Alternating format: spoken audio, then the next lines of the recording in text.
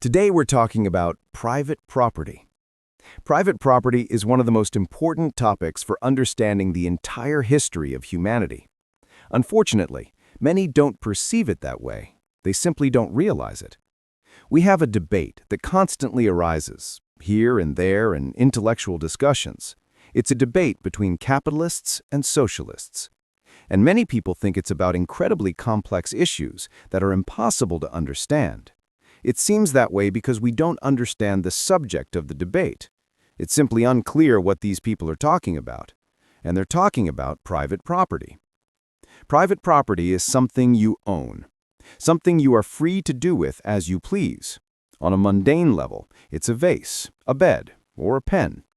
But there's another level. Let's imagine that you own premises, residential or non-residential, equipment, machines, tools, or land. And such property changes absolutely everything. Why? Because you can invite other people onto your premises, your land, your equipment. They can live there, work there, or both. Meanwhile, you yourself can do nothing. So by owning private property, you can get rich, or at least not starve, without working. People will work, and you will earn an income. And yet, they will depend on you. Why? Because you are the owner. You can say at any time, you no longer live here, or you no longer work here. You have every right to do so. You can do whatever you want with your land, equipment, and premises. Sell them, burn them, do nothing, or, conversely, hire other people to live and work there. It's an ambiguous situation, and it arises from the very nature of private property. This is where the debate begins. Proponents of private property, we usually call them capitalists, say that private property is a good thing. Why? Take any business, a coffee shop, an IT company, a factory, whatever. If these enterprises didn't exist, people would have nowhere to go to work. They wouldn't earn a living and would starve. Employees come to everything ready-made. They bear no risks. All the risks are on the entrepreneur. They create the business, find resources, invest without any guarantees. If it doesn't work out, they lose everything. And they need to live on something too.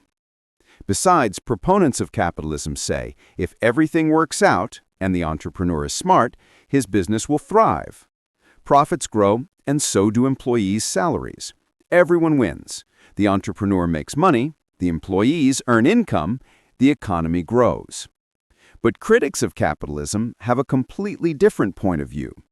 They are convinced that private property is evil because it is unjust. Capitalism supporters emphasize profit, while critics say private property is robbery, and the entrepreneur is an exploiter and a thief. Why? Let's take a simple example. A restaurant. There's a cook who prepares the food. There's a waiter who serves it. There's a person who washes the dishes. But none of them are owners. And yet, it's the owner who receives the bulk of the profits. What's the point? On the one hand, he produces nothing. But on the other, he lives in abundance.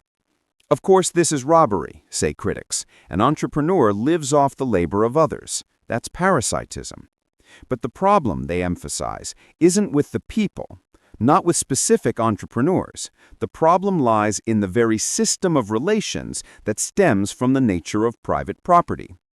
This is precisely why socialists believe private property must be abolished. Property must be public.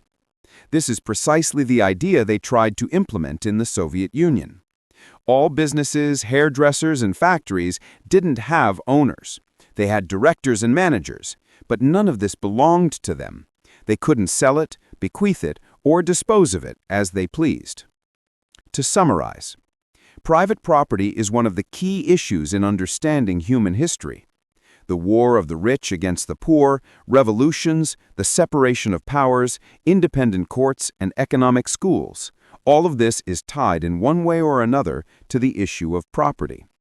Therefore, it's important to understand these things and reflect on them more often. Today we talked about private property.